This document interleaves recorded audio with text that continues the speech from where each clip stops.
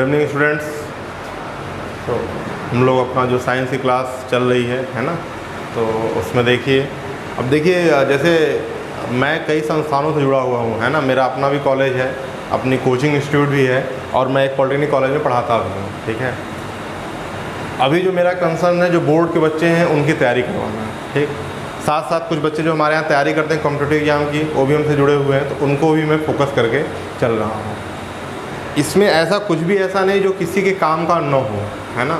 Polytechnic exam भी second semester में जो बच्चे हैं उनका भी एग्ज़ाम जब तक भी स्थिति सामान्य होती है तो होना ही है ना। तो वो भी हमारे टारगेट में है, लेकिन मेन जो मेरा फोकस है वो क्लास 12 बोर्ड के बच्चे और पॉलिटेक्निक जो हमारे बच्चे हैं रेगुलर बच्चे, उनके लिए है, ठीक। कोई एक टॉपिक भी ऐसा नहीं जो आपके काम का नहीं होगा या आउट ऑफ सिलेबस होगा, वो हमारी रिस्पॉन्सिबिलिटी है ना। पॉलिटेक्निक के कई बच्चों के पास अभी तक बुक भी नहीं है, तो उनके साथ एक समस्या है। तो सिलेबस आप इंटरनेट से देख करके वहाँ से डाउनलोड कर सकते हैं और टॉपिक को मैच करा सकते हैं, ठीक है। अब अलग अलग प्लेटफॉर्म बनाना ये पॉसिबल नहीं है कि अब पॉलिटेक्निक के लिए हम अलग चैनल बनाएं, उस पर भी वीडियो अपलोड अलग से करें, और फिर क्योंकि डेटा भी लिमिटेड होता है और लॉकडाउन में बहुत सारे रिसोर्सेज का भी क्या है, अभाव है ना। तो इस बात को आप समझिए, ठीक। मेनली आपका काम होना चाहिए। अब ऐसे इलेक्ट्रोस्टैटिक तो रेगुलर क्लासेस में आपको पढ़ा दिया गया है, एक रिवीजन क्लास की तरह है। जितना हेल्प मिल सके, जिन बच्चों को छूट गया उनके लिए है ना। और ये यूट्यूब पे जब वीडियो रहेगा तो आपको जब कभी भी ज़रूरत पड़ेगा तो आप इसको सब्सक्राइब करके या अपलोड करके पढ़ सकते हैं, है ना। तो आइए आज हम लोग देखते हैं विद्युत विभव, इलेक्ट्रिक पोटेंशियल क्या होता है ना। तो देखिए, जितना भी कोई भी चार्ज बॉडी होती है, जो आवेश निकाय होता है, उसका अपना एक विद्युत क्षेत्र होता है, ठीक है।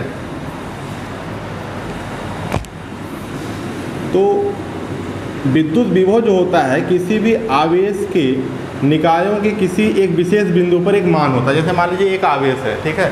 तो इस आवेश का एक विद्युत क्षेत्र होगा और वो किस पे डिपेंड करेगा कि आवेश कितना बड़ा है ना, या इसकी इंटेंसिटी कितनी ज़्यादा है, उतना ही बड़ा इसका विद्युत क्षेत्र होगा।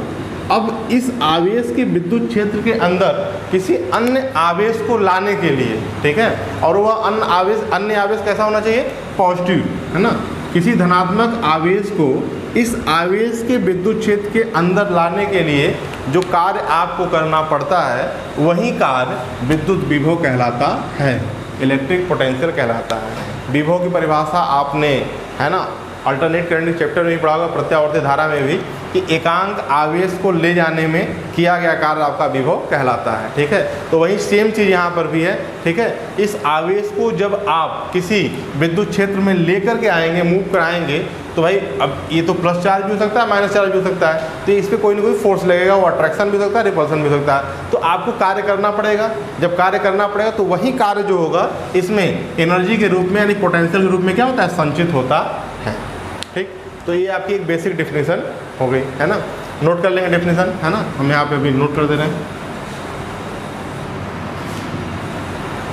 तो देखिए, एकांक धनावेश को अनंत से, है ना, कोई आपका यूनिट जो है पॉजिटिव चार्ज है, उसको इनफाइनाइट से विद्युत क्षेत्र में स्थित किसी बिंदु तक लाने के लिए किया गया जो कार्य है, जो वर्क डन है आपका, वही उस बिंदु का विद्युत विभव कहलाता है। यदि मान लीजिए आप प्लस Q0 चार्ज है जो आपका एकांक धन आवेश है ना, इसको आवेश को अनंत से किसी बिंदु तक लाने में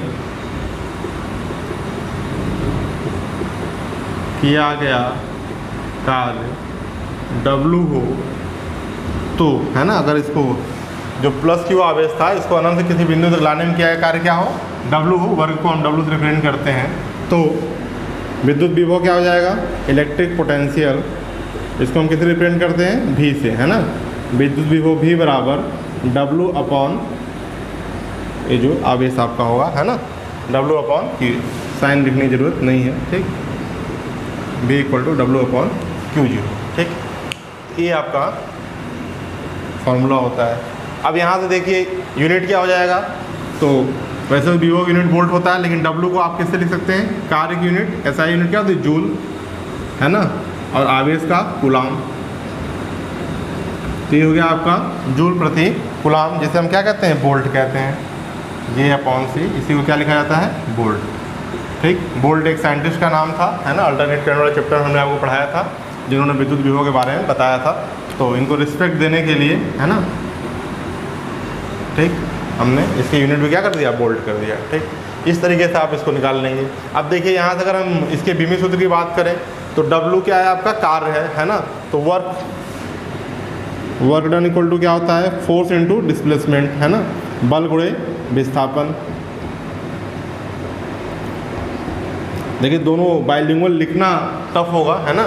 टफ का मतलब कि फिर टाइम ज़्यादा लगेगा, और आप जानते हैं, ठीक, मैं बोल दे रहा हूँ तो उससे जो इंग्लिश मीडियम के बच्चे वो भी अपना कवर कर लेंगे, है ना।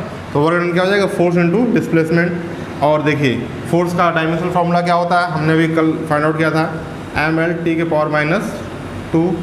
और विस्थापन के लिए क्या हो जाएगा, L मल्टीप्लाई हो जाएगा, तो ये आपका आ जाएगा क्या यहाँ से, mL²T⁻²। ठीक, वर्क डन के लिए आपका आ गया mL²T⁻²। और आवेश का क्या होता है बेटा, AT, तो AT।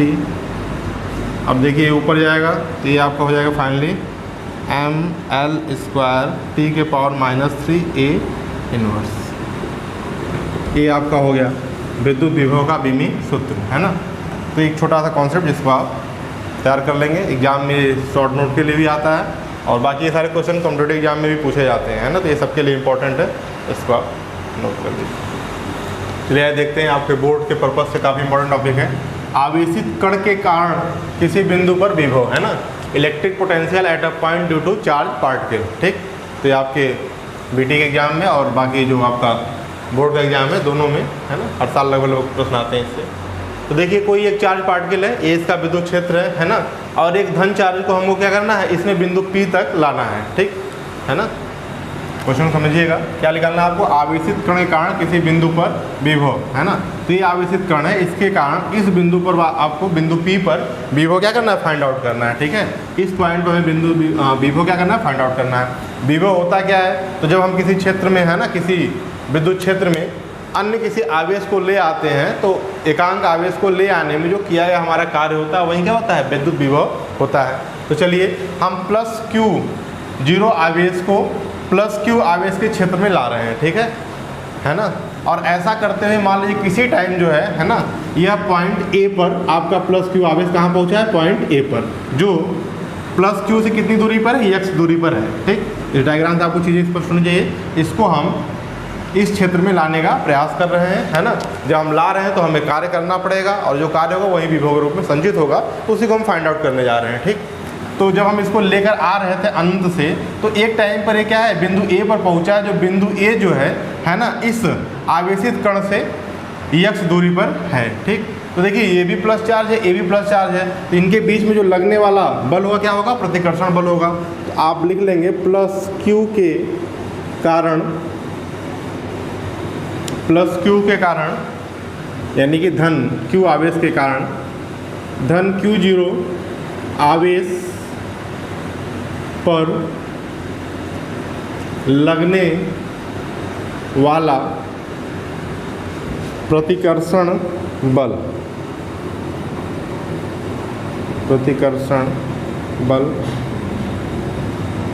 जबकि वह बिंदु A पर है। उससे पॉइंट, किस पॉइंट पे बेटा, एट अ पॉइंट A, है ना। आइए देखते हैं, जब वो बिंदु A पर है तो प्रतिकर्षण बल F बराबर क्या हो जाएगा, तो आप जानते हैं 1/4πε0, है ना। दोनों का मल्टीप्लाई हो जाएगा, यानी Q into Q0 upon distance क्या है आपका x, यानी कि x², है ना। ये आपका आ गया फोर्स, जो रिपल्सिव फोर्स है, जो इस समय उस पर लग रहा है, जब वो कहाँ है, पॉइंट A पर आपका है। ठीक, अब आइए देखते हैं, अब इसको हम जो है यहाँ से पॉइंट A से dx दूरी और विस्थापित करते हैं, है ना। इसको हम क्या करते हैं, dx दूरी और विस्थापित करते हैं। ठीक, +Q0 को dx दूरी विस्थापित करके बिंदु P तक लाने में किया गया कार्य dw है तो यहाँ पे क्या होगा, स्केलर मल्टीप्लिकेशन से क्या होता है, कार्य बराबर, आप जानते हैं हमारा जो बेसिक डिफिनेशन जो आपने पढ़ा होगा क्लास 6 में, पहले आप उसको देखिए, मैं आप लिख दे रहा हूँ। कार्य बराबर तो एक होता है आपका बल गुणे विस्थापन, है ना, ठीक। लेकिन जब बड़ी कक्षाओं में हम इसका अदिश गुणन करते हैं, स्केलर मल्टीप्लिकेशन करते हैं, तो ये क्या हो जाता है आपका dw equal to f into dx, है ना, वेक्टर साइंस, क्योंकि दोनों क्या होते हैं, वेक्टर क्वांटिटी होते हैं, विस्थापन भी और फोर्स भी। जब हम वेक्टर क्वांटिटी हटाते हैं तो इसका स्केलर मल्टीप्लिकेशन क्या हो जाता है, तो इनके बीच में आप जानते हैं f into D x cos theta, है ना, f into D x cos theta. और एंगल क्या होता है, वर्क और फोर्स और डिस्प्लेसमेंट के बीच में, है ना। तो देखिए रिपल्सिव फोर्स है, फोर्स किधर लग रहा है, इधर, और डिस्प्लेसमेंट किधर हो रहा है, इधर, है ना। ध्यान देखेंगे, फोर्स इस साइड लग रहा है और डिस्प्लेसमेंट किधर हो रहा है, इस साइड। इन दोनों के टेल को आप मिलाएं तो एंगल कितने का बनेगा, 180 डिग्री का, यानी थीटा की वैल्यू कितनी हो जाएगी, 180 डिग्री। तो यहाँ से आपका ये आ जाएगा f into D x cos 180 degree, है ना, और कॉस 180 डिग्री का वैल्यू कितनी होती है, -1। तो यहाँ से आपका ये आ जाएगा dw equal to -f into D X, है ना। इतना आप नोट कर लें, वीडियो को पॉज करके, फिर हम उधर रफ करके करते हैं इसको। अब देखिए यहाँ पर आपका इसको मान लीजिए इक्वेशन आप 1, है ना, तो इक्वेशन 1 से f की वैल्यू यहाँ पुट कर देंगे, ठीक। तो ये आपका हो जाएगा dw equal to minus f की वैल्यू कितनी हो जाएगी यहाँ से, 1/4 pi epsilon naught q into Q naught upon X square into D X, है ना। ये आपका यहाँ से dw आ गया। अब हम क्या करेंगे, दोनों साइड इंटीग्रेशन कर देंगे, d को हटाएंगे तो, है ना। तो ये आपका हो जाएगा यहाँ पे dw limit 0 to w equal to, यहाँ से देखिए ये सारी चीज़ें जो कांस्टेंट है क्या होंगे, बाहर आ जाएंगे, है ना। और इंटीग्रेशन किसका होगा, 1/x² इंटू डी एक्स का, है ना। तो -1/4 पाई एप्सिलॉन नॉट, और क्या है यहाँ पर आपका q इंटू Q0, ये आपका अलग हो जाएगा। और अंदर क्या बचेगा, इंटीग्रेशन के लिए 0। अच्छा ये देखिए डिस्टेंस की लिमिट क्या होगी, तो डिस्टेंस आपका क्या है, r से स्टार्ट हुआ है ना, और कहाँ तक, इनफाइनाइट तक। तो लिमिट कहाँ होगा, r से इनफाइनाइट तक, 1/x² ना, डिवाइडेड में है 1/x², कुछ नहीं किया गया है ना। जब आप d दोनों तरफ से हटाएंगे तो क्या होगा, इसका यहाँ पर इंटीग्रेशन समाकलन होगा, है ना। थोड़ा सा मैथ है, जिनका मैथ वीक होगा थोड़ा उनको दिक्कत आएगी। तो इस तरीके से बस सिंपल इंटीग्रेशन है, कोई बहुत ज़्यादा टफ प्रोसेस नहीं है यहाँ पर, है ना। तो जब हम d को यहाँ से एलिमिनेट करते हैं, ठीक, तो ये आपका इंटीग्रेशन साइन के साथ चीज़ें रिप्रेजेंट होती हैं, ठीक। अब हम इसको क्या करेंगे, इंटीग्रेशन दोनों तरफ से कर दीजिए आप। तो जब हम इसको इंटीग्रेट करेंगे तो यहाँ से आपका क्या आ जाएगा, 0 टू w है तो w ही आएगा, है ना। w इक्वल टू, अब इधर आप देखिए क्यू नोट, क्योंकि ये पूरा कांस्टेंट था, है ना, माइनस साइन है, 4 पाई एप्सिलॉन नॉट, ठीक।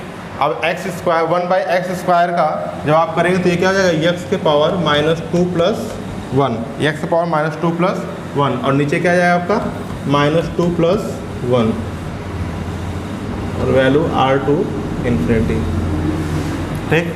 यहाँ से आ जाएगा। जब हम इसकी वैल्यू को रखेंगे तो एक बार आप वैल्यू क्या रखेंगे, यहाँ पर x की जगह पे r रखेंगे, है ना। तो ये आपको मिलेगा -q/Q0 4 पाई एप्सिलॉन नॉट, है ना। x की जगह पे जब हम r रखेंगे बेटा तो ऊपर आपका आ जाएगा -2 + 1, यानी कि -1, और नीचे -2, तो यानी यहाँ पर भी क्या आ जाएगा आपका ये -r। और देखिए फिर इसके बाद इन्फिनिटी रखेंगे तो क्या आ जाएगी वैल्यू 0, है ना। ठीक, यहाँ से इसको सॉल्व कर लेंगे तो यहाँ स्पेस तो बचा नहीं है ना, तो यहाँ तक आप नोट कर लीजिए, फिर इसके आगे हम स्टेप कराते हैं आप। चलिए, तो यहाँ तक ये आपका आ गया है ना, माइनस आर इन्वर्स है तो इसको हम क्या लिख सकते हैं, देखिए ये W बराबर आपका हो जाएगा minus Q zero upon 4 pi अब साइलेंट नॉट कोष्टक में -1 बाई आर। ठीक, जब इसको हम इससे मल्टीप्लाई कर देंगे, ठीक, तो ये माइनस माइनस क्या हो जाएगा प्लस, तो W equal to 1 upon 4 pi अब silent naught Q into Q zero upon R. ये आपका बेसिक फार्मूला आ जाएगा यहाँ से, है ना। ठीक, अब देखिए अगर हम इसको क्या करेंगे, हमें निकालना क्या है, विभव की गणना करनी है ना, और V बराबर क्या होता है हमारा W अपॉन Q, और किस आवेश को, इसको लेना है तो Q जीरो है ना, जिस आवेश को आप लेकर के आ रहे हैं। ठीक, तो यहाँ से W की वैल्यू, इसको इक्वेशन 2 कर लीजिए, put the value from the equation 2, तो यहाँ जब इसमें वैल्यू पुट करेंगे तो ये देखिए W की जगह क्या हो जाएगा 1 अपॉन 4 पाई एप्सिलॉन नॉट Q और डिवाइडेड बाय क्या है Q जीरो, तो ये दोनों क्या हो जाएंगे, कैंसिल हो जाएंगे। यहाँ से आपका V इक्वल टू आ जाएगा 1 अपॉन 4 पाई epsilon naught Q upon R। ठीक, ये आपका मेन फार्मूला निकल करके आ जाएगा। तो ये आपने निकाल लिया कि आवेशित कण के कारण किसी बिंदु पर विभव, है ना। तो ये जो आवेशित कण था इसके कारण इस बिंदु पर आपने विभव गणना की, और विभव गणना हम कैसे करते हैं, तो जब किसी भी विद्युत क्षेत्र में, ये मान लीजिए इसका विद्युत क्षेत्र हो, है ना, किसी एकांक धन आवेश को आप ले आते हैं तो उसको ले आने में जो किया गया आपका वर्क डन होता है, किया गया जो कार्य होता है, वही आपका विभव कहलाता है। ठीक, तो इस तरीके से आप डायग्राम बना लेंगे। यहाँ पे चीज़ें अभी कंप्लीट है, ये पहले का है ना, तो इसको रफ कर देते हैं। ये थोड़ा सा मैथ का पार्ट है, बहुत ज़्यादा टफ नहीं है ना, और अगर आप इससे बचना चाहते हैं तो बस वही है कि आप डायरेक्ट फिर या तो इसको याद करें, है ना। चलिए, तो यहाँ से आपका एक टॉपिक ये हो गया। अब कल देखिए जो हमने पढ़ा था विद्युत क्षेत्र, है ना, ई, तो ई में आपने देखा था यहाँ क्या था, Q अपॉन R स्क्वायर आ रहा था। ठीक, तो जब आपको विद्युत क्षेत्र और विभव पे शॉर्ट नोट लिखने के लिए आता है, कंपेयर करने के लिए आता है, तो ये थोड़ा सा डिफरेंस होता है ना। जो ई आपका होता है वह डिपेंड करता है 1 अपॉन R स्क्वायर पे, जबकि V आपका डिपेंड करता है 1 बाई R पे, है ना। बाकी सारी चीज़ें कॉमन नहीं दोनों में ही, है ना। इस Q के कारण वहाँ पर भी विद्युत क्षेत्र जनरेट हुआ था, यहाँ पर विभव जनरेट कर रहे हैं। तो ये सब जो डिफरेंस आता है ना, वर्ग के व्युत्क्रमानुपाती होता है या डिस्टेंस के व्युत्क्रमानुपाती होता है, यानी जो विद्युत क्षेत्र आपका होता है वह क्या होता है, दूरी के वर्ग के व्युत्क्रमानुपाती होता है, और जो विद्युत विभव होता है वह सीधे दूरी के व्युत्क्रमानुपाती होता है। तो इससे ऑब्जेक्टिव टाइप के क्वेश्चन भी बनते हैं, है ना। तो या तो अगर आपको ऑब्जेक्टिव की तैयारी करानी है तो सिर्फ क्वेश्चन मतलब लिख के रटा दिया जाए, और ऐसे अगर आप समझ कर करते हैं तो ज़्यादा अच्छी बात है ना।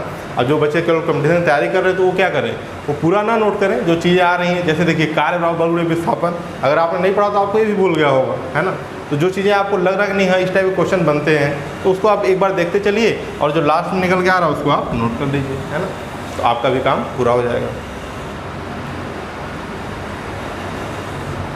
तो इस तरीके से आपका एक टॉपिक और एक कंप्लीट हुआ, है ना। ये 5 नंबर में कई बार बोर्ड पेपर में भी आता है, 3 नंबर में आपके इंटर बोर्ड में आता है। इस तरीके से आप इसको तैयार कर लेंगे। नियमित रूप से पढ़ाई करते चलें, आपका एक टॉपिक कवर होगा, है ना।